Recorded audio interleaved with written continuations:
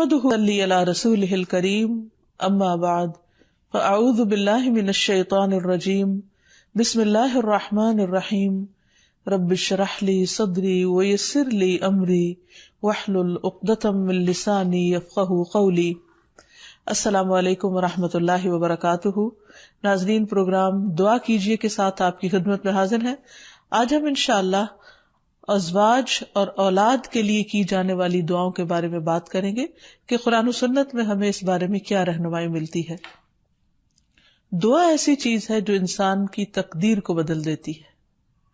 عام طور پر ہم اپنے خاندانی زندگی میں، گھریلو زندگی میں جب پریشان ہوتے ہیں تو ہم سمجھتے کہ شاید یہ مشکلات زندگی کا حصہ ہیں اور ان میں کبھی کوئی تبدیلی نہیں ہو سکتی، حالانکہ اللہ سبحانہ وتعالیٰ کے لیے کسی بھی چیز کو بدلنا کچھ بھی مشکل نہیں۔ بعض اوقات ہمیں شیطان یہ وسوسہ ڈالتا ہے کہ یہ چیز تمہاری تقدیر میں لکھ دی گئی تھی، اس لیے اب اس سے کوئی نجات کا راستہ نہیں۔ حالانکہ حدیث میں واضح طور پر آتا ہے، رسول اللہ صلی اللہ علیہ وسلم نے فرمایا، کوئی چیز تقدیر کو بدل نہیں سکتی سوائے دعا کے، اور کوئی چیز عمر میں اضافہ نہیں کرتی سوائے نیکی کے۔ یعنی اگر انسان دوسروں کے ساتھ خیر و بھلائی کرتا رہتا ہے تو یہ چیز اس کے عمر میں اضافے کا ذریعہ بنتی ہے۔ جیسا کہ ہم نے پہلے بھی ذکر کیا تھا کہ دعا کی قبولیت کے لیے ضروری ہے کہ پہلے ہم اللہ سبحانہ وتعالیٰ کی تعریف بیان کریں۔ اللہ سبحانہ وتعالیٰ کی تعریف کے بے شمار کلمات ہیں جو نبی صلی اللہ علیہ وسلم نے ہمیں سکھائے ہیں۔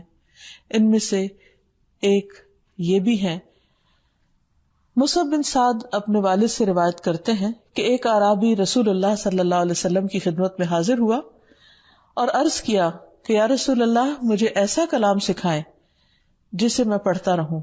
آپ نے فرمایا، کہو لا الہ الا اللہ وحدہ لا شریک لہ، اللہ اکبر کبیرا والحمد للہ کثیرا، سبحان اللہ رب العالمین، لا حول ولا قوة الا باللہ العزیز الحکیم۔ اللہ کے سوا کوئی الہ نہیں، وہ اکیلا ہے، اس کا کوئی شریک نہیں، اللہ سب سے بڑا ہے، بہت بڑا، اور تمام تعریفیں اللہ کے لیے ہیں، بہت زیادہ۔ پاک ہے اللہ جو تمام جہانوں کا رب ہے، نہیں کوئی برائی سے بچنے کی ہمت اور نیکی کرنے کی قوت سوائے اللہ کے جو بہت زبردست حکمت والا ہے۔ تو بات یہ ہے کہ جب بھی ہم اپنے خاندانی حالات، گھریلو زندگی، اپنے ازواج یا اولاد کے سلسلے میں کچھ بھی پریشان ہو تو اللہ سبحانہ وتعالیٰ سے خوب خوب دعا کریں، اور دعا سے پہلے اللہ تعالیٰ کی حمد و ثنا بیان کریں۔